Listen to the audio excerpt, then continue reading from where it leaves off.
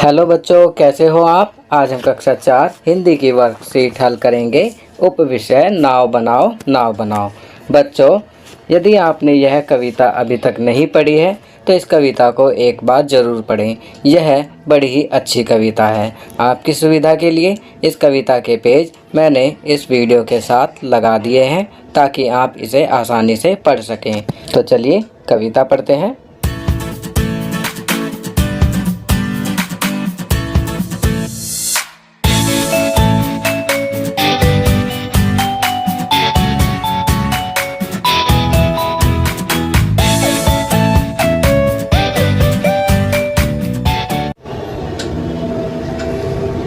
कविता पढ़ने के पश्चात चलिए अब वर्कशीट हल करते हैं। प्रश्न 1, नाव बनाओ कविता की निम्नलिखित पंक्तियों को पूरा करो। पहला, यहाँ पर लिखा है नाव बनाओ, तो इसके आगे आपको मालूम ही है, यहाँ लिखना है भैया मेरे जल्दी आओ। दूसरा, पानी सचमुच खूब पड़ेगा, तो इसके आगे लिखेंगे लंबी चौड़ी गली भरेगा। लाकर घर में नदी धरेगा, तो इसके आगे लिखेंगे ऐसे में तुम भी लहराओ। तीसरा, गुल्लक भारी अपनी खोलो, तो इसके आगे लिखेंगे हल्की मेरी नहीं टटोलो, पैसे नए नए ही रोलो। यहाँ आगे लिखेंगे फिर बाजार लपक तुम लाओ। चलिए आगे बढ़ते हैं। प्रश्न 2, इस कविता को पढ़ते समय आपके मन में कई चित्र आए होंगे। उन चित्रों को यहाँ पर बनाओ और एक छोटी सी कविता जो बारिश से संबंधित हो ध्वनि संदेश के द्वारा अपने अध्यापक या अध्यापिका को भेजिए। तो बच्चों, यहाँ पर आपको कविता को पढ़ते समय आपके मन में जो जो चित्र आए हैं उन चित्रों को आप यहाँ पर बनाएंगे और एक छोटी सी कविता आप स्वयं बनाने का प्रयास करेंगे। आपकी सुविधा के लिए मैंने भी यहाँ पर एक कविता बनाने का प्रयास किया है। वह इस प्रकार है। बारिश आई खूब झमाझम बारिश आई, काले काले बादल आए आसमान में बादल छाए, देख बारिश और बादलों को पशु पक्षी जानवर और इंसान नाच नाच कर खुशी मनाएं। तो बच्चों, यह कविता मैंने लिखी है। आप इसी प्रकार स्वयं भी कविता लिखकर अपने अध्यापक एवं अध्यापिका को भेज सकते हैं। चलिए आगे बढ़ते हैं। प्रश्न 3, छप छप कर कूड़े से अड़ती, बूंदों लहरों लड़ती बढ़ती, सबकी आंखों चढ़ती गढ़ती। इन पंक्तियों में नाव के पानी में सफ़र करने की कहानी छिपी है। मान लो आप ही वह नाव हो। अब आप अपनी कहानी सबको सुनाओ। शुरुआत हम कर देते हैं। तो यहाँ पर शुरुआत की गई है, लिखा है मैं एक नाव हूँ। तो बच्चों, अब आप अपने आप को समझेंगे कि आप एक नाव हैं और आप यहाँ पर अब अपनी कहानी स्वयं लिखेंगे। आपकी सुविधा के लिए मैं यहाँ लिख रहा हूँ। मैं छप छप करती हुई लहरों से लड़ती हुई आगे बढ़ती हूँ, लहरें चाहे तेज हो या धीरे मैं आगे बढ़ती रहती हूँ। मैं अपने रास्ते में आने वाली हर कठिनाई का सामना करती हूँ। चलिए आगे बढ़ते हैं।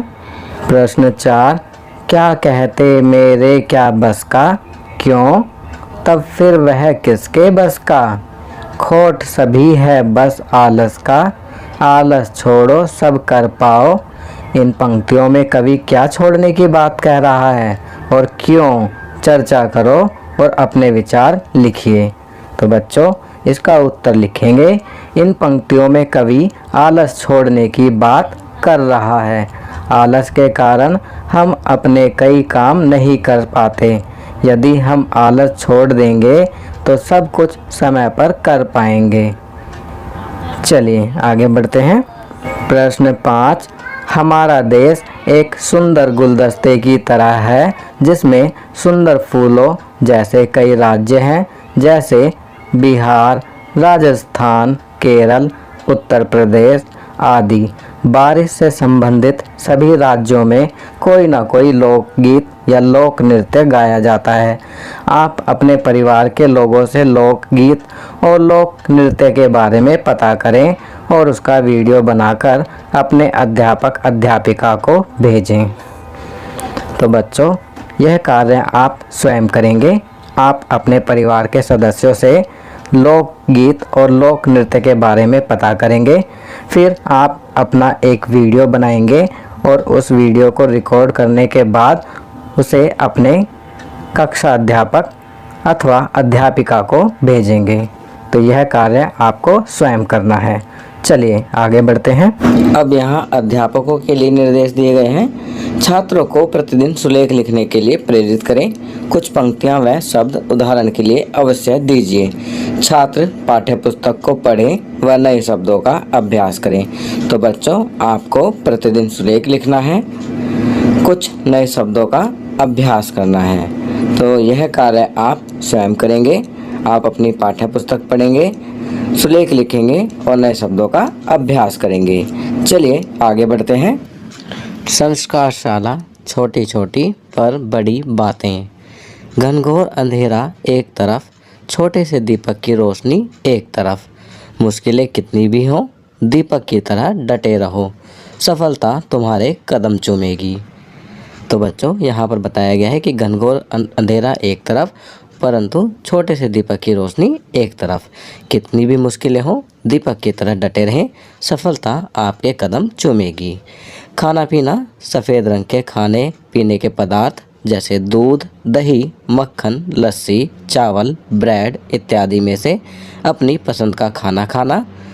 खेल, परिवार के सदस्यों के साथ लूडो खेलना। गतिविधि, माँ के रसोई के काम में हाथ बटाना। चलिए आगे बढ़ते हैं।